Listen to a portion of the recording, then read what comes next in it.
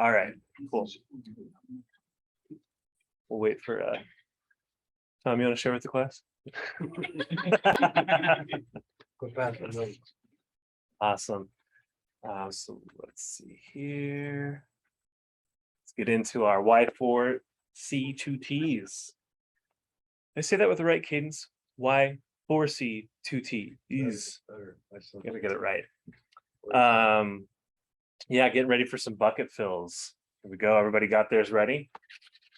And there we are. All right. Any bucket fills? Anyone? Hunter, I know you got one.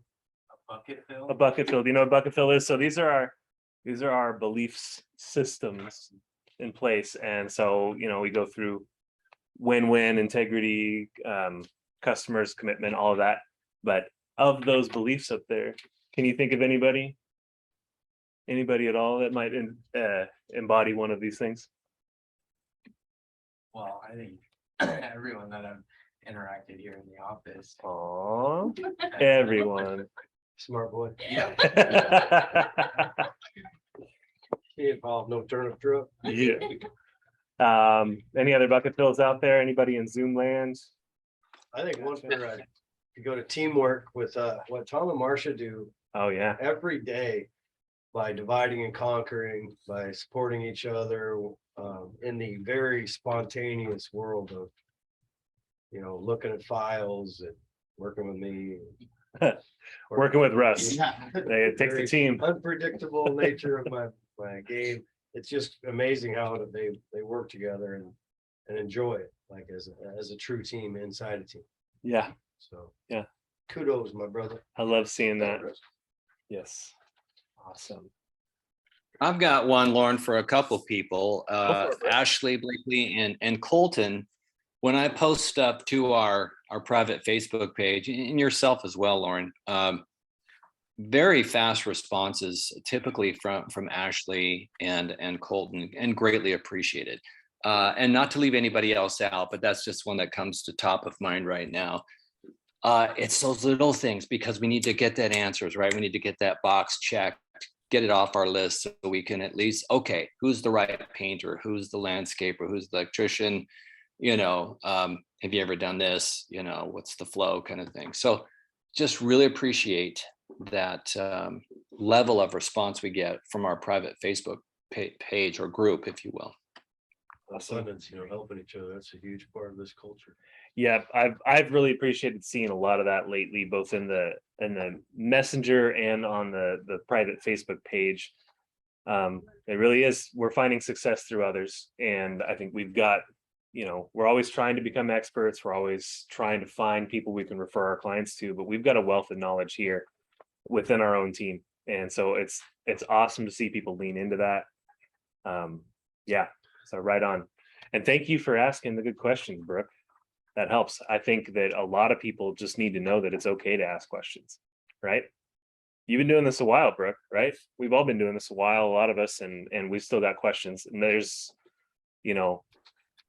we're never done being surprised by real estate.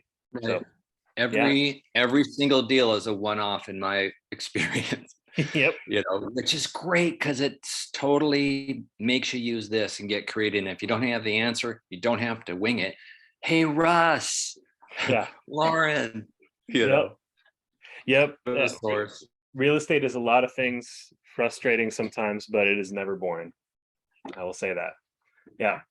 Any other bucket fills out there? Anybody else want to share? Anybody embodying some of these beliefs? All right, we're all good. All right, so next thing we wanted to do is we're going to watch this video. This was premiered at Mega Agent Camp, and just a really good segment. I think this is how they kick things off, but it's about dreamers and doers and entrepreneurs. So we'll roll that footage. That beautiful beat.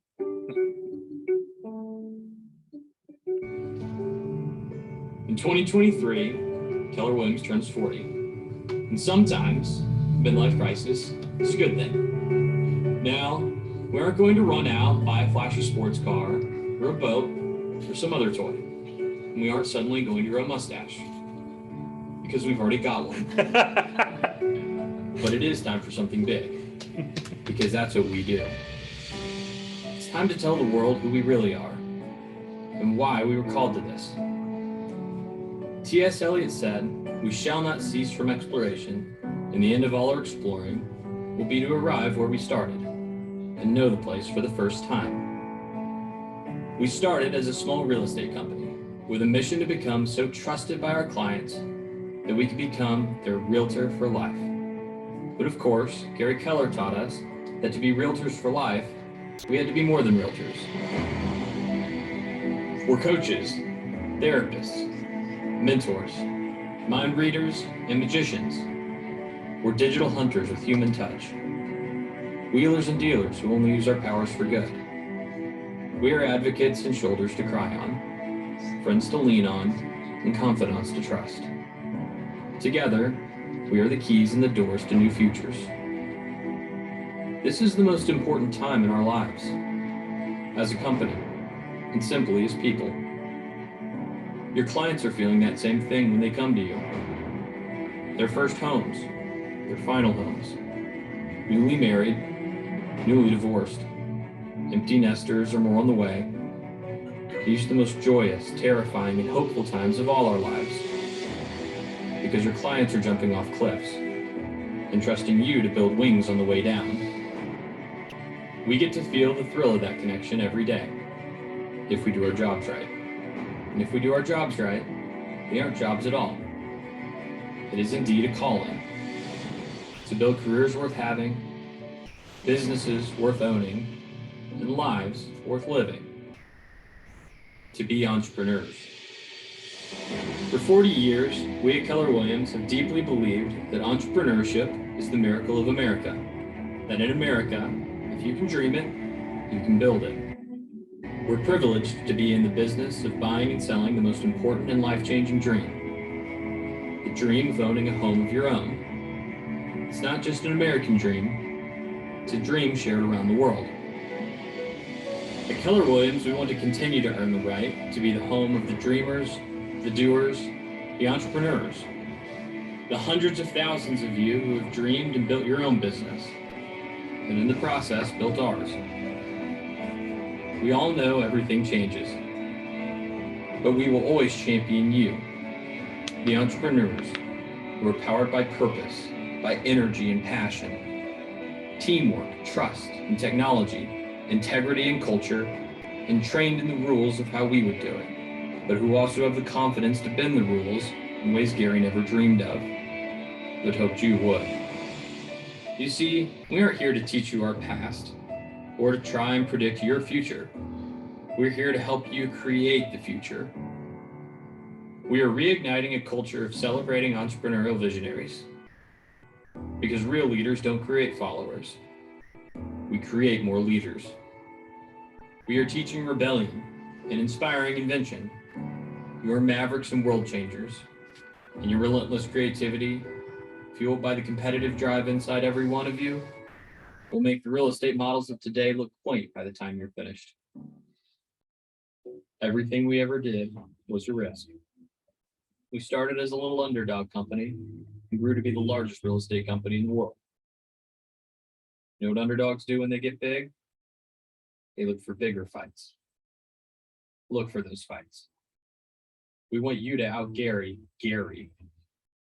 Take risks, take heart, take action. All these things that you are for your clients, the coach, the therapist, and the key to a new future, we will redevote ourselves to being for you. There's a reason we want your name larger than ours on signs. When you look at your clients and think to yourself, it's not about me, it's about them. Well, it's not about us. It's about you. This is the most important time in our lives. You're living in a home built for entrepreneurs to thrive. And true entrepreneurs don't have to wait for doors to open for them. After all, we have our own lockboxes. Welcome home.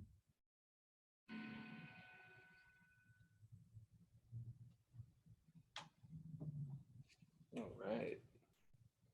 Nicely done. Yeah, I'm sad I missed it.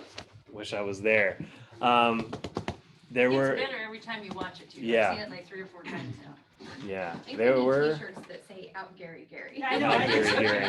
Actually, on the growth calls, Yeah. they said if you come up with a saying you want a T-shirt, have it made, send them one, and they'll put it on the calls for everybody to see. I like it. Yeah, One yeah. of them they had yesterday said, "Let's get our shift together."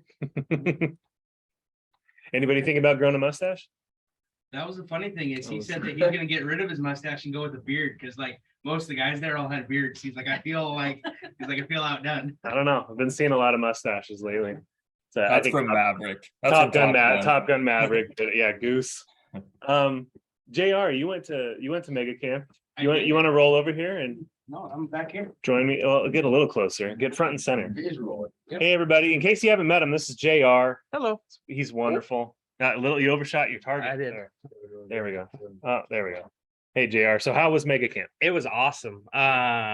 Definitely a great experience. There was a lot of people there and a lot to take in. But yeah, it was a day and a half of learning, that's for sure. Yeah. Uh-huh. What was your biggest takeaway? Big aha. The biggest thing that they kept talking about with the shift and all of that is they're like, it's been there and it's happened before. Make sure you take and do 20 contacts a day. That Yeah. is the key, is to continue to do contacts with people and do at least 20 a day. Yeah. Yeah. I feel like the last couple of years when people talk about setting goals and things, it was almost like we were preparing for something, right? You didn't really need to. I mean, there's a lot of people who just got their license and because they were friendly, they made deals, right? Now we've got to be a little more purposeful. So that was, that's a good takeaway, man. Yep. Is just make 20 phone calls a day. Yep. Yeah. Simple. Awesome. Thanks, JR. You're welcome. And then I think we got Ashley Blakely on the call here on Zoom. Ashley, you went to Mega Agent Camp as well. Did you want to share anything big aha from there? Yeah. So I mean, the biggest thing is always Jason, and Gary. One of my favorite parts is they always do a session where they, have a bunch of graphs and kind of show you, okay, what's happened back to the 70s and 80s up until now and the trends and, the predictions. And that's kind of really what I wanted from there, is just figuring out, the data that I can use to concentrate on listings and essentially explain to sellers that this could kind of be their golden moment to sell. They could sell their house now, still get a good profit. And then with the market correcting and likely seeing more price reductions, then they can buy at a great time, and then if the rates for some reason do go down, then they can always refinance. And, if not, they're getting, a good rate. So, it was just super valuable info. They should come out they've already released the slides with all those graphs, but they should be having the videos come up within the next week or so. So that way we can hear kind of the points that Gary and them said while the slides were up. Because I listened, I didn't take great notes. So those presentations, just like the one at Family Reunion, it's a fire hose. Yeah, Right? no, 100%. And it's just great. So, and like JR said, is they touched on the 20 contacts a day. And it seems like a lot of the high producers do events, that kind of fit with who they are. I think in town, we don't really get a lot of realtors doing events or even seller classes, which I think would be huge. And I think it's largely been because it hasn't been necessary, right? So now that it is, it feels like we're going to it's more see necessary. Yeah. hopefully more of that, and with the events, it's kind of like I've had that idea for years and it's like, I just got to do it. And I haven't done it, Yep. which is just how it is. So, just concentrating on that. And like they said, I think the biggest thing is just getting the data and interpreting it and seeing how it, really is in our market, which is going to be the most valuable thing, especially for sellers really wanting to know, what's possible and, what could happen if they, wait 2 to 4 years. So, yeah, it was great. And That's good food. Austin has good food. So That's what I've heard. What Oh. was your favorite thing that you had down there? Oh, so me, Colton, and Ethan went to a steakhouse, which I've never done like a fancy dinner like that, but I really always wanted to. And it was the best lamb you could ever eat. And the lemon drop was the best drink. It was so good. It was Everything was the so best. good. That Yeah. sounds so good right now. That's a great idea for lunch, actually. Lemon Lamb and drops. lamb and lemon drops. It's not Anybody bad. want I to mean, join me for lunch? Yeah, that's yeah, awesome. I mean, I mean, Atlas Fair is like the fanciest restaurant we Right. have in this out. I mean, they're still It is great, good. but this was just a whole different experience. So, but everything was good. I didn't have one bad meal, which is great. Very cool. Yeah. Well, thank you so much for sharing, Ashley. Yeah, no problem. I don't know if anybody else, I don't know if we have any other Mega Camp attendees here on the call that want to share, but sounds like it was an amazing experience. I'm definitely planning on going next August. Yeah. Yeah, no, I think everybody else has COVID, so it's, it's probably just us. Well, It's there is that. Some souvenirs are better than others. Yeah. yes. So we're moving on to top 5 year to date. Not much has changed there, but things are moving up. Things are closing. So we got Brooke Johnson, Lisa Boyle, Colton Riblett, Jeff Holman, and Brian Boyle here at the top.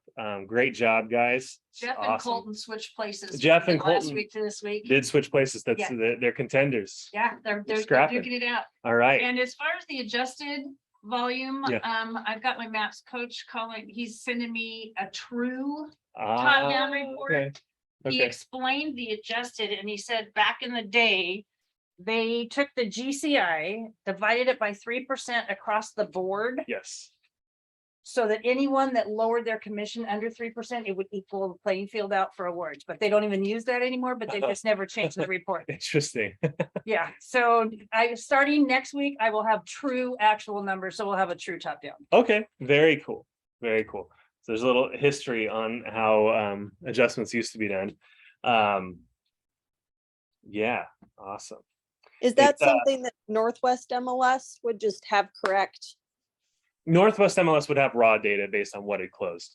So Gotcha. I think what we're getting from KW, as Kelly mentioned, it's somewhat adjusted for like a steady commission Commission. rate in case there's, Gotcha. sales that were, commissions that were given up to close in order to get things closed, things like that. So Mhm. it sounds like they're going to discontinue doing that eventually, No, or that report will still be the same, Okay. but my coach is showing me a way to do an ad hoc report so I can get the true Ah, numbers. okay. So we'll Because do that's that. probably, those true numbers will be closer to what you might Yes. see on Northwest MLS, but would include some off-market things that maybe we're Right. supposed to report to Northwest MLS, but sometimes we don't use Got those Yeah. Form 1 ULSs that we're Yeah. supposed to. Oh, I Anyway, never get the use form. them. I just Yeah. put it in there. Yeah, yeah. Probably wrong. We should do a contracts class on that. Yeah. So here we are with the market watch. Really the only thing that went up is the 10-year T note. So, the markets, the stock markets had a tremendous rally earlier in the summer. Things are leveling out a bit here. And we have seen mortgage rates go up again for the second week in a row. So be talking with your buyers, just assess where they're at. They should be in conversations with their lenders, and we'll have a more on lending here in a moment. But that's kind of the big picture nationwide. Here closer to home in Chelan County, just comparing last week with this week, nothing really surprising there. Homes are still pending. There's a few less pendings, but we also had a few more close. We actually had a price increase. This is an interesting one in Leavenworth. They were under contract, then they improved a bunch of things.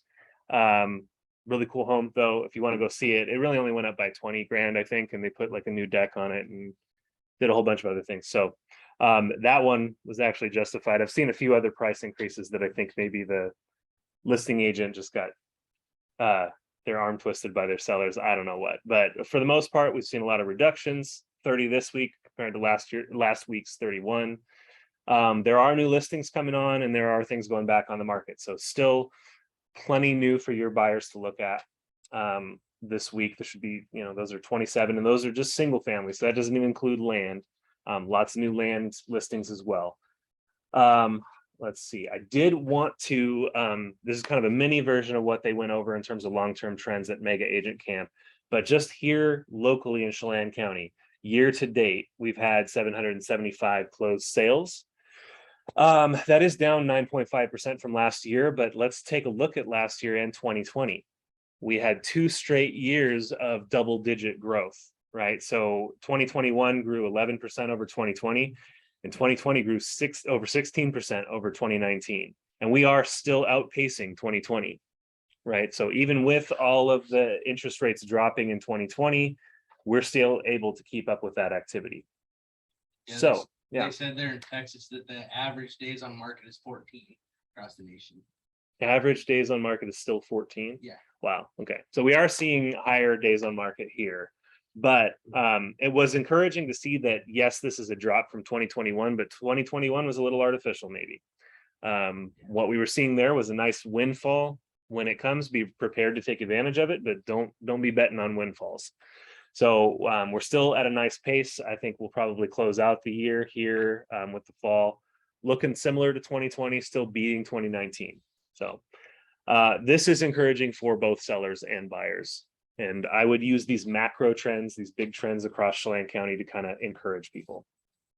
Awesome. So with that, Russ, what do you have for us for Broker Minute? Well, why don't we go to Ashley and I were having a conversation about what a seller can do with respect to creative financing for the buyer. So thought we'd loop Michael in on this conversation.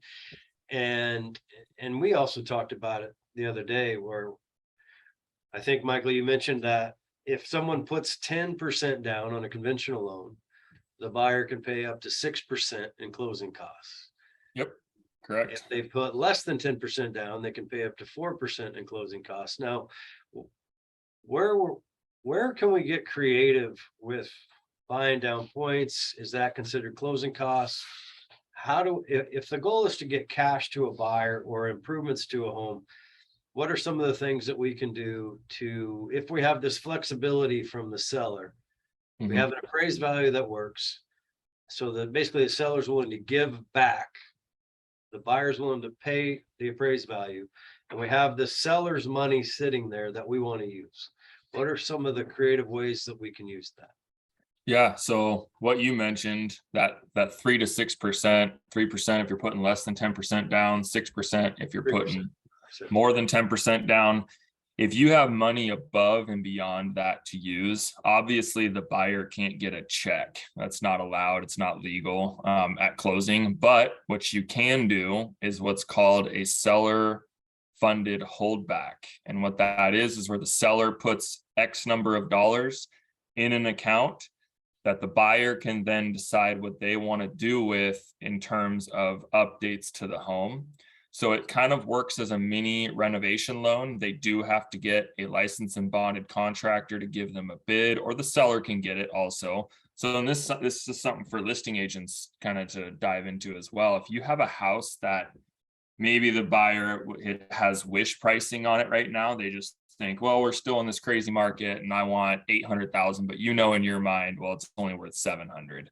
Well, what that seller can then do, or the listing agent can do, is you could just go get the bids yourself. Maybe you just kind of recognize, well, the roof's shot, it's got crappy floors and the paint's peeling. Let's get a contractor to say, go ahead and do all of this and give me a bid. And then you can take that bid and you can advertise it. At least I think you can. Russ, you could kind of, play to that part of it. But if you can say, hey, listen, seller's willing to put X number of dollars in escrow holdback account to credit towards these items, plus any additional that the buyer wants to if there's money left over. So that would be a creative way, if you're capped on the amount of closing costs that you're already getting back from the seller, is to use that seller funded escrow holdback to update the home. Because pretty much every home you could do something to. The buyer's going to want to do something to it. And that can be a good way to take advantage of that. Ashley, is there anything different in your transaction you were texting me about? She's still there. Hey, Ashley, you still there? Yeah, I was muted. This is good stuff, I'm sure.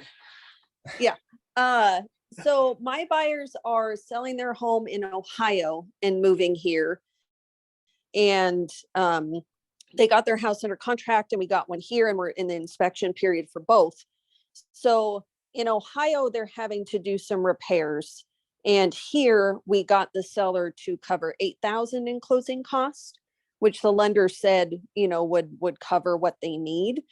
So now we're in the position of they don't want to dip into their savings because they're having to actually do the repairs in Ohio. Mhm. So they either want the seller to do these repairs or they thought they could just get a check, because it's weird, but it sounds like they can do that in Ohio, which seems strange. So essentially we're at the point with, buying down rates and whatnot. If the 8,000 is going to cover their closing costs, I know if they have additional, they could buy down the rate, but I'm waiting for a response from their lender on if 4,000 more is really going to make a difference. Cause I don't know, if buying it down 1 point is $5,000, can they buy down like partial points with only 4? Like, is it really going to make a difference? Just depends on the pricing sheet, but yes, you can do, so rate sheets are typically broken out into 8s. So 5, 5.125, 5.25, and then 5.375, and so on, all the way up and down. They're typically broken into 8s. So every 8th costs X number of percentages, or X number of percent of the loan amount. And that's what points are. You pay that percentage to get that particular rate, but there's no hard numbers on it. I couldn't say that, well, it's always going to be this, because you could go from 5% down to 4%, and that could cost you 5 points to get, or you could go 5. So it's just different depending on what the product is and so on. Gotcha. As far as, okay, so one thing that and I'll double check on this. So what happens really at closing after the fact, no, we don't really know about. So I know in some cases the seller will take care of an item that the borrowers want fixed, and the lender's never made aware of that, and we don't really need to know. So if that happens outside of closing and it's on the CD and escrow knows about it and it's not really involving us, then that's a little bit different. But if you're wanting it to be involved, if it's called out on an inspection and they want it done, or if it's called out on the appraisal, then obviously we're aware of it. But I've heard of people getting stuff in the past, or like credit to help towards stuff, but that's usually something we're not typically privy to. And these sellers seem, like trustworthy, but I guess, oh yeah, I don't know what funds, because I know with an escrow holdback, if we say, hey, we want this done and they don't want to do it now, and we just ask for kind of that money to use for whatever, I know with an escrow holdback, they usually hold like, 1.5 or 2 times the amount, which I'm sure the seller wouldn't like. But if we don't do it that way and just trust that they're going to do this work after, then it's like, I don't have anything in the contract to really hold them to that. And I would just hope that they're nice people. Well, and that's where the escrow holdback holds them to it. And I'd be surprised if the lender allowed it, only because think about it. If all of a sudden the buyer is getting a check for $4,000 that they can do whatever they want with, the seller kind of just paid the buyer to buy their house in so many ways. Like they just handed them a check for, here you go, here's the credit to do what you want. So I feel like that can be kind of a slippery slope. I don't know who the lender is and so on, but for your purposes and to protect the buyers, the sellers, everyone involved, having it in the contract is probably usually a better option, because then they're forced to do it. It's actually in contract that, hey, you are fixing this. This is the escrow holdback, and everyone's protected, and that no one's going to get hurt. No one's going to say, oh, well, I never agreed to that, and all it was a phone call, and then you're going to have a hard time arguing that. So I guess if you or Russ could clarify real quick. So like in my case, we have to give our inspection response by tomorrow, and we've gotten one quote that's about $4,000. But, it's like after this work, they're still going to have to do some drywall work. And I don't have that quote. I don't know how much that's going to be. So with escrow holdbacks, do I have to provide quotes for the full price? Or could I say, here's some quotes, but we're gonna want 1,000 more for additional work that we don't have a cost for yet? I would just have the contractor overbid it then. Gotcha. Okay. And that way the money's there. Mhm. And then I'll double check on seller funded holdbacks. And I'll let you know, Ashley, and I can let everyone know if there's remaining funds after that. So if they overbid and there's some money left over, where that money goes. Because you would want that to go back to the buyer, but then you run into the issue of basically just giving the buyer money at closing. Yeah. And that's why the buyers can't walk away with anything additional. So if they're like doing a VA loan and they have a $5,000 earnest money, and all they can get back at closing is what they've put in, 5,000 Mhm. and plus an appraisal or whatever that is. So I'll Yeah. double check on what that is, because Fannie and Freddie have and FHA, all of them, all loan types have seller funded holdbacks, and they all have very simple rules on what's supposed to be done with that money. So I'll follow up with you and let you know what I find. They haven't Michael, been very common lately. Just it's kind of a new discussion because the market shift. So that's a good question though. Michael, Okay. if there's work that is desired to be done, not required to be done, and I think there's an important distinction between desired and required. Mhm. And that desired work does not require a building permit of any kind. Does the secondary market still require licensed and bonded personnel to do the desired work? So with seller and buyer funded holdbacks, they are a little more lenient on who is doing the work depending on what the work is. Right, So so- depending on what but yes, there is a lot more flexibility there than Yeah, a so- standard renovation loan. So if you're doing a holdback and you have a cousin that's a landscaper, that's a friend of yours, there's ways to get money moved around. Exactly. We'll leave it at that. He really didn't Wow. get to that. So that was so mafia there. It was. Cousin Vinny? Say I have a cousin named Vinny. Hey. Okay. Yes. Right on. Russ knows a guy. He's got a guy. He's got a guy. I know a guy. Awesome. Thank you so much, Michael and Ashley. That's an excellent scenario, and I would agree. This is going to be more common moving forward. I think You we're know, going to you see. guys, there was a time where you could give back as much cash as you wanted to a buyer. Yep. I actually did a 25% credit back so they could get a void mortgage insurance on a deal once. Okay. Wow. Oh, And it was a USDA loan. Zero down. Michael's laughing and shaking. There's no Hey. problems with that. There's no Yeah. problems with that. So scenario here, would it be worthwhile recommending some of our sellers to get a third party? I mean, how do third party appraisals stack up to bank appraisals with loans? Should they be getting third party appraisals before they list so that they know what they could set the price at versus what they could give back in a holdback? That's a good question, probably in my mind. I mean, it makes sense, but also I feel like that's where agents come in. Yeah, here's the problem. It's called a fee-based appraisal versus a targeted appraisal. Yeah. Appraisers are just people. And they've been slammed with Dodd-Frank for the last decade or more. And they've been threatened, and they're like threatened criminality if they don't do a good job. So if you're an appraiser and you're swamped and somebody says, hey, what's my home value? The bottom line is they're going to take the path of least resistance, which is going to be an incredibly conservative number. Versus if I have a willing and able seller and a willing and able buyer and I have a target, then they're going to work towards that target. So It's always scared me. And it's just because people are, you would think an appraisal is an appraisal and it's scientific and it's data driven, but it's not. There's subjectivity, it's emotional. And if you don't have to take a risk as an appraiser, then why not just lower it 5%? And then that actually puts you in a bad position as a seller. A better example of what you can do, I think, to help expedite a smoother transaction. I'm a big believer in most cases, and that's getting the pre-list home inspection. And then make sure that you give that away, even though that the buyer isn't going to be warranted by that inspector, and they're going to have to either pay a fee to that inspector to warranty it or get their own. You can at least avoid some of the double dip negotiation that happens when agents intentionally pay you what you want, intentionally drag out an inspection as long as possible, and then in the last day say, well, they whittle you down.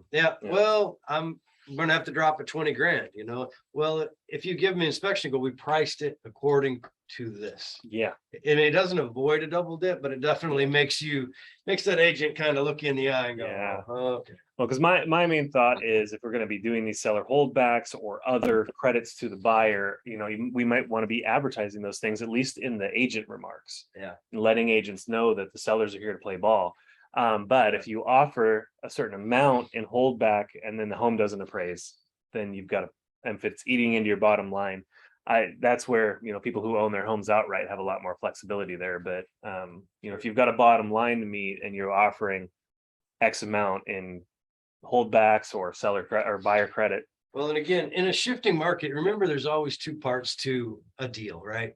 Or when you're representing a seller competently, you have to think about two things. You have to think about what's the value, what's the highest amount of money I can get for you, but also the liquidity. See, value and liquidity aren't the same, right? There's a lot of things that, you know, like the word unique isn't always good because there's 1 out of 1,000 people that want to buy it.